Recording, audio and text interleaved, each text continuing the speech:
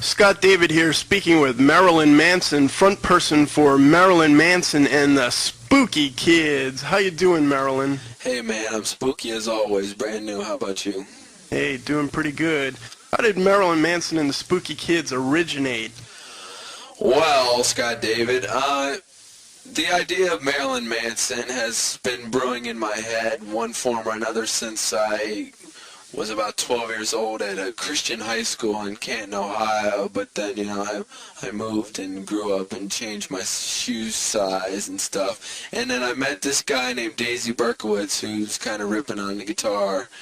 And, we had two different, styles, two different tastes of music. He liked more ethereal, kind of surreal soundscapes of guitar noise, and I was more into more distinct, hard, definitive, sounds and whatnot. But we both had the same ideas as far as art-wise, what we wanted to do with the band. So we got together, we made this music, and it's just what we wanted. And as far as the rest of the band, they were friends of mine, Olivia, Bundy, and Zsa-Zsa, Speck, and they were interested in what we were doing, so we brought them in. And that's how it happened. How did the name Marilyn Manson and the Spooky Kids come about? Well, that's kind of obvious, because Marilyn Manson is on my birth certificate and all. But as far as Marilyn Manson and the Spooky Kids, this is the illegitimate offspring of the world's most infamous, nefarious, and in our eyes, brilliant cult, psycho, weirdo, wackos in the world. Specifically America, of course, because we're an American band. Well, personally, you don't really look like a Marilyn, but I guess if your mother named you that, what can I say? Hey, How would you describe your music? Well, people hate to describe their music. What we've come to call it is beat up your mom music.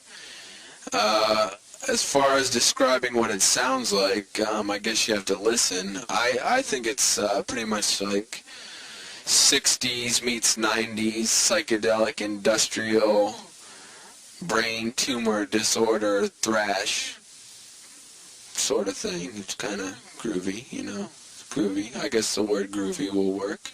Well, I guess that's pretty specific. Is there a concept or a message you're trying to convey in your music? Well, Scott David, as far as the concept goes, there's a definite concept, but, stuff like that, I put out a lot of ideas in the lyrics and in the way we do our things. There's a lot of ideas floating around, and people who know what it is, people will pick it up if they know what to pick up. As far as coming right out and saying anything, I don't think that I could, especially on this radio station. Well, thank you for that. Sorry. How do you approach writing new material? Well, I've got a lot of words going around in my head. It's like chewed up a dictionary and kind of puked it over my brain kind of thing. And, Daisy over here is, pretty much the same way with this music. So we get together with the guitar, and it's kind of tribal with the percussion, and we just work with it. It's really tribal. Sounds We're like a tribe. Sounds like an encyclopedia of insanity. Yeah, that's kind of cute, Scott.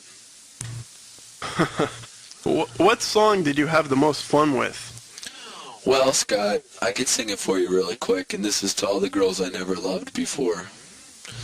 I had a little monkey, I sent him to the country, and I fed him on gingerbread. Along came a choo-choo, knocked my monkey cuckoo, and now my monkey's dead.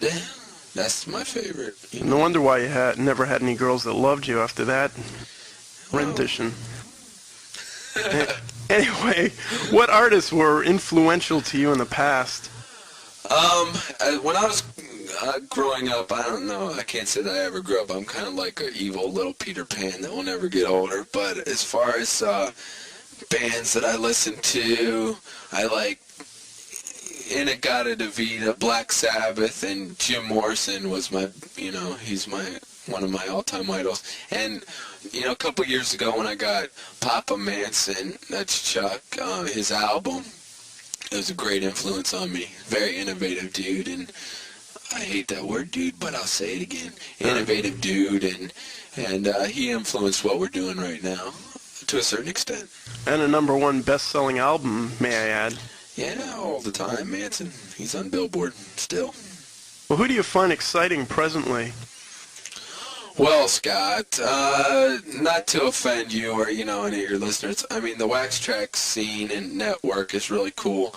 And there's a lot of, bands that are breaking some new patterns here. But, industrial music in general is starting to get homogenized. But, I'm really impressed with the new Nights Rab album because they've done some really different stuff this time around. And the Revolting Cocks album is pretty good for what they're doing right now. Hal Jurgensen, anything he does is great. So, other than that, Crispin Glover, who is not really known for his music, but he's that crazy actor from River's Edge, and he's also another one of my idols. Of course, his album is one of the greatest things around, so that's what I like right now, man. Another bestseller.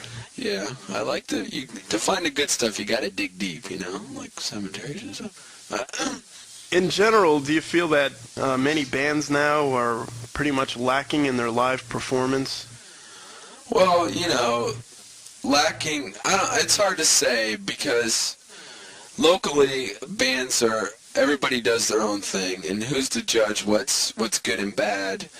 I haven't really seen any bands locally that I was disimpressed with. I've been impressed with a lot of local bands, but as far as national bands, I've been seeing a lot of acts that are just, standing there singing the album verbatim, and who wants that? Because you can just get a little pinup out of Tiger Beat magazine, put on the CD, and stand there in your towel or whatever you like to wear when you come in the door from work. Speaking of Tiger Beat, aren't you guys on the cover this month? Yeah, that's definitely us. What was that? No, it's New Kids on the Block. Oh, yeah, I keep getting... Well, I can't say what we want to do to them, but, Yeah, you guys certainly look just like them. Hey, man, those guys are evil. Because what kind of young prepubescent punks that don't even shave yet have, captured the attention of all the women in America? They're evil. That's all I have to say. All right? Why did you decide to do a cover of Black Sabbath's Iron Man? You had mentioned them earlier as an influence. I always thought that it was a really powerful song, and it was a really guitar-oriented song, so Daisy was all for doing it. And we just wanted to make it more powerful and put it into a 90s context, because I've always said from the beginning we're what heavy metal could have been, because Black Sabbath was the last great heavy metal band. Now heavy metal's like a curse word to me.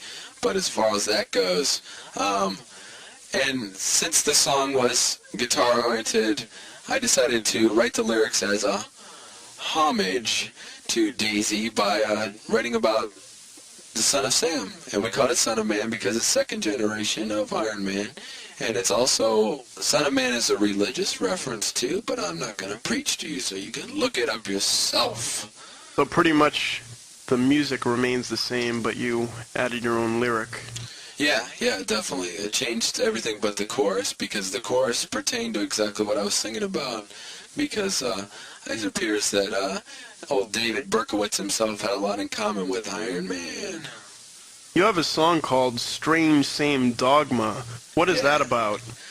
Well, in general, that song really is dealing with prejudice and ignorance in certain people that are in authority positions.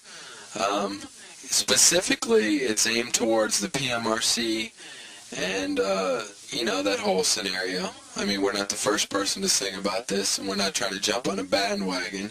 I just want people to know how we feel about Tipper Gore, and I think that she's speaking her mind when she shouldn't. Okay, well, let's check out a tune right now from Marilyn Manson and the Spooky Kids. This is Strange Same Dogma on 88.5 WKPX and the Alternative Beat. We're back here speaking with Marilyn Manson from Marilyn Manson and the Spooky Kids, and we just heard Strange Same Dogma. Yeah.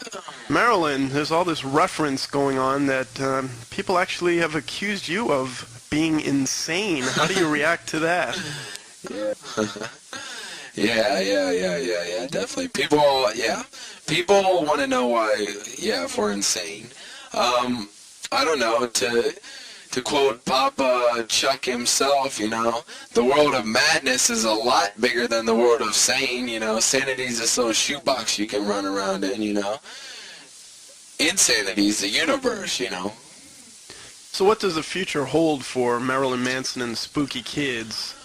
Well, man, we want to, be brand new, what we're trying to do, and we want to affect as many people as we can with our music. We want to make changes in this town. We want to develop our cult, make it stronger. We got the Spooky Kids hotline. We got people calling in all the time, mass amounts of people, wackos, crazies. I love them all, and I want to thank them all. And, we're just going to move something is what we're going to do. Well, and I'd like to thank you, Marilyn Manson. It's definitely been a rare pleasure. And I do want to mention that you'll be playing in downtown Fort Lauderdale this Wednesday, May 30th. Is that correct? Yeah, down by that New River Bridge and all the fun stuff that's been happening around that area. Okay, and let's just check out one more tune here from Marilyn Manson and the Spooky Kids. This is White Knuckles on 88.5 WKPX.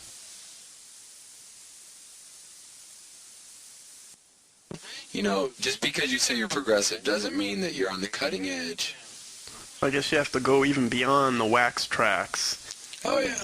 Anyway, so what does the future hold for Marilyn Manson and the Spooky Kids? Well, we want to affect as many people as possible with our music, and, we're doing everything we can. We got the Spooky Kids hotline. I can't give out the number, but check the record stores. They'll give you the number. We got wackos calling in all day, all night, and it's great. So we just want to make some changes in this town. That's what we're going to do. So be at our show.